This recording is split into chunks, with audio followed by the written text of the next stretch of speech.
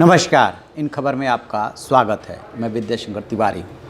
Film maker Anurag Kashyap अपने अलग अंदाज के लिए जाने जाते हैं और वही उन्होंने अपना अंदाज दिखाया है दिल्ली हिंसा को लेकर के। उन्होंने पूछा था केंद्र सरकार और दिल्ली सरकार से कि ट्वीट किया था कि हताशा भी है, निराशा भी है, लेकिन ना तो संयम टूटा है ना संकल्प, दर्द भी है और गुस्सा भी, तो भी ना संयम टूटा है और ना संकल्प। तुम भी यही हो, हम भी यही हैं, सब याद रखा जाएगा, सब देखा जाएगा, तुम भी देखोगे, हम भी देखेंगे, लाजिम है, हम भी देखेंगे। खैर, ये गुस्सा तो स्वाभाविक है जब हिंसा होगी और जो भी उनके मन में हो, ज्वाला धधक रही हो, उसको उन्होंने अभिव्यक्त किया था। लेकिन जैसे ही अरविंद केजरीवाल सरकार ने कन्हैया और उनके 10 साथियों पे देशद्रोह का मामला चलाने की मंजूरी दी, उनका गुस्सा 7वें आसमान पे पहुंच गया और उन्होंने बहुत ज़बरदस्त अरविंद केजरीवाल पे वार किया है और ट्वीट करके पूछ लिया है कि बताओ अरविंद केजरीवाल कितने में बिके हो।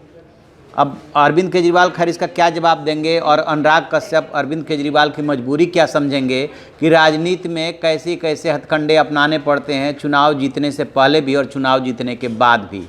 8 महीने तक उस फाइल पे जो है कुंडली मार के पहले दिल्ली सरकार बैठी रही और उसके बाद जब दिल्ली हिंसा की आग में जल रही थी और ये उपद्रव हो रहा था, उसी दौरान उसने जो है कन्हैया कुमार के अगेंस्ट जो है देशद्रोह का मामला चलाने की मंजूरी दे दी। स्वाभाविक रूप से इसको लेकर के जो इसके खिलाफ हैं, यानी कन्हैया कुमार के पक्षधर हैं, वो गुस्से में हैं, वो सवाल उठा रहे हैं और उसी क्रम में इन्होंने अनुराग कश्यप ने सवाल उठाया है कि तुम कितने में बिके हो।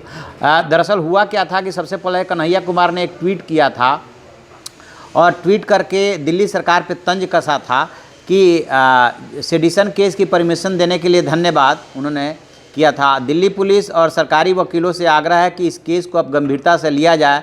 फास्ट ट्रैक कोर्ट में स्पीडी ट्रायल हो और टीबी वाली आपकी अदालत की जगह कानून की अदालत में न्याय सुनिश्चित किया जाए, सत्यमेव जयते। इसी को रीट्वीट किया इन्होंने अनुराग कश्यप ने। और उसके बाद महाशय अरविंद केजरीवाल जी, आपको क्या कहें, स्पाइनलेस तो कम्प्लीमेंट होगा, यानी कि स्पाइनलेस से मतलब ये है कि आपकी रीढ़ की हड्डी नहीं है, आप तो है ही नहीं, वो तो है ही नहीं, आप तो है ही नहीं, कितने में बिके। अब अरविंद केजरीवाल इसका क्या जवाब देंगे। सवाल ये उठ रहा है कि क्या अरविंद केजरीवाल सरकार ने कन्हैया के मामले में दुविधा में थी, उनको देशद्रोह का मामला चलाने के लिए मंजूरी देने को लेकर के राजनीतिक दबाव महसूस कर रहे थे कि यदि हम देते हैं तो जो है राजनीतिक नुकसान है, नहीं देते हैं तो राजनीतिक नुकसान है। इसलिए उन्होंने पहले दिल्ली चुनाव खत्म होने का इंतजार किया। जैसे ही दिल्ली चुनाव खत्म हुआ, उसमें बजरंग बली और हनुमान चालीसा ने अहम रोल अदा किया। फिर अरविंद केजरीवाल सरकार को ये बात समझ में आ गई कि यदि सॉफ्ट हिंदुत्व की तरफ बढ़ोगे तो उसमें फ़ायदा है, क्योंकि उसमें बीजेपी के वोट बैंक में कहीं ना कहीं तुम्हारी सेंध लग रही है।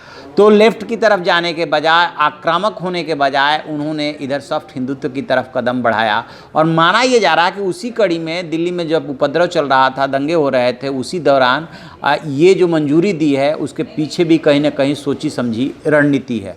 बट अनुराग कश्यप तो अनुराग कश्यप हैं, उन्हें तो ये बात समझनी ही नहीं है। वो तो किसी पे भी जो उनके हिसाब से नहीं होगा उस पर वार करते हैं, चाहे केंद्र सरकार हो चाहे केजरी सरकार हो। लिहाजा उन्होंने तुरंत सवाल कर लिया, ट्वीट कर दिया कि जो है आप बताओ अरविंद केजरीवाल कितने में बिके। आपको ऋण विहीन कहना तो ठीक नहीं होगा, क्योंकि वो तो कॉम्प्लीमेंट्स हो जाएगा, वो तो आपके पास है ही नहीं, तो बस अपनी कीमत बता दो। अब देखते हैं कि इस पे दिल्ली सरकार या अरविंद केजरीवाल या आम आदमी पार्टी की तरफ से क्या जवाब दिया जाता है। बहरहाल यदि दिल्ली वाला माहौल नहीं होता, हिंसा वाला माहौल नहीं होता, तो ये मामला ज़रूर तूल पकड़ता, क्योंकि इसको लेकर के अरविंद केजरीवाल के सामने जो है आगे कुआं पीछे खाई वाली स्थिति थी और अंततः उन्होंने जो है मंजूरी दे दी है। तो आप ऐसी खबरों के लिए देखते रहिए हमारा डिजिटल चैनल इन खबर। Thank you. इन खबर चैनल को सब्सक्राइब करें और बेल आइकन दबाना ना भूलें।